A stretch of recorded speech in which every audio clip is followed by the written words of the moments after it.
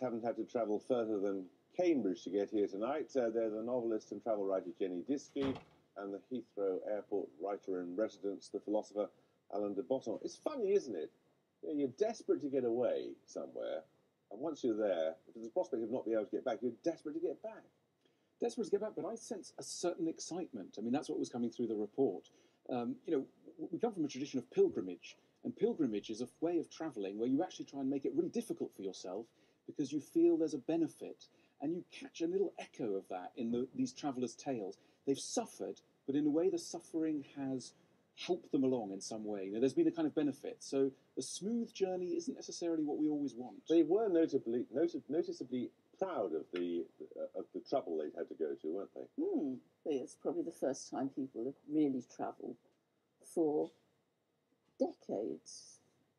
They don't, it takes a long time to go from one place to another if you don't get on an aeroplane. And it turns out if the aeroplanes aren't working and there's a magic cloud in the sky, it takes just as long still. It makes a bit of a mockery of the much vaunted desire to slow down and take things at a more gentle pace, doesn't it? I think it gives us a great opportunity to think about how we might be able to do that if we weren't in such a hurry. And the reason why people want to come back is because they have appointments. Whereas if, for example, you travel by train around America, you can't have an appointment because they're always late. I know it's quite often the case. The planes are late too, but there's a notion, isn't there, that planes get you somewhere where you want to be and then they get you back again.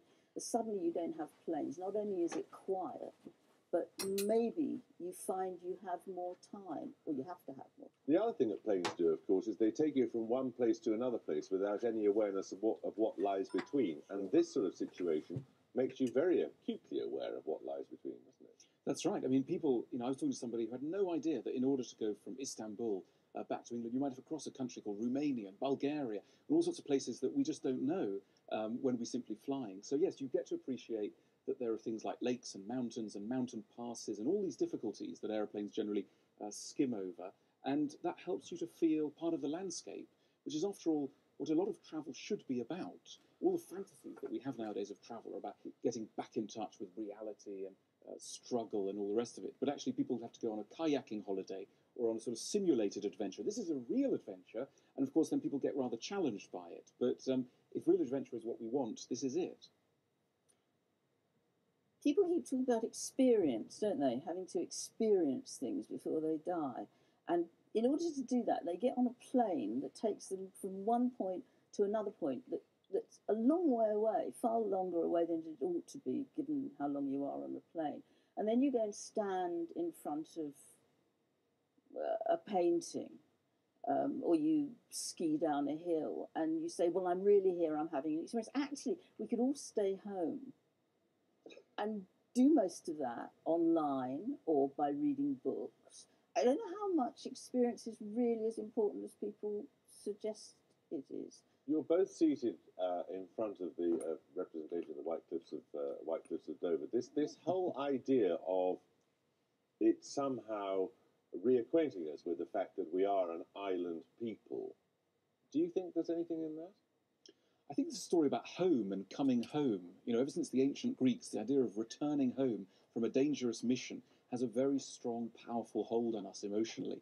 And this is what this story is about. It's about leaving the dastardly foreigners and coming back. And of course there's this Second World War nostalgia and the Ark Royal, etc. This is all playing into a sort of idea of, yes, returning home from danger.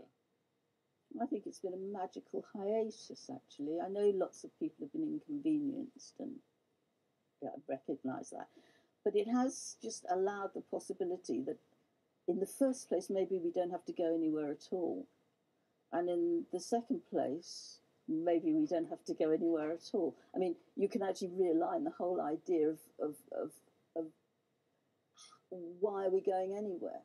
That's right. I mean, we normally think that if there's a small delay, the world's going to fall apart. This is a massive delay, and the world is still just about holding together. So it's a story about resilience, really. I don't know you'd really feel that if you were trying to sleep on an airport floor somewhere.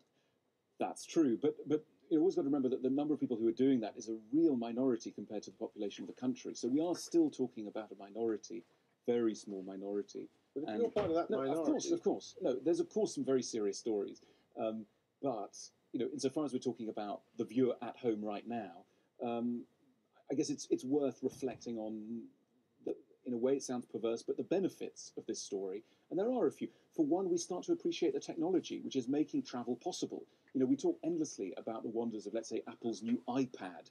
The Boeing 747 is a miraculous machine, and the iPad is a pathetic machine. But we forget about the 747 because it's been around for 40 years. When we get a chance, when some of these airplanes are grounded, we suddenly realise that there's something amazing that we can fly to Narita in 12 hours. And again, the volcano is teaching us these lessons in a perverse, harmful, and sometimes very harmful way. But nevertheless, we're learning these lessons. Okay, thank you both very much. Well, in a moment, a look at tomorrow's newspaper.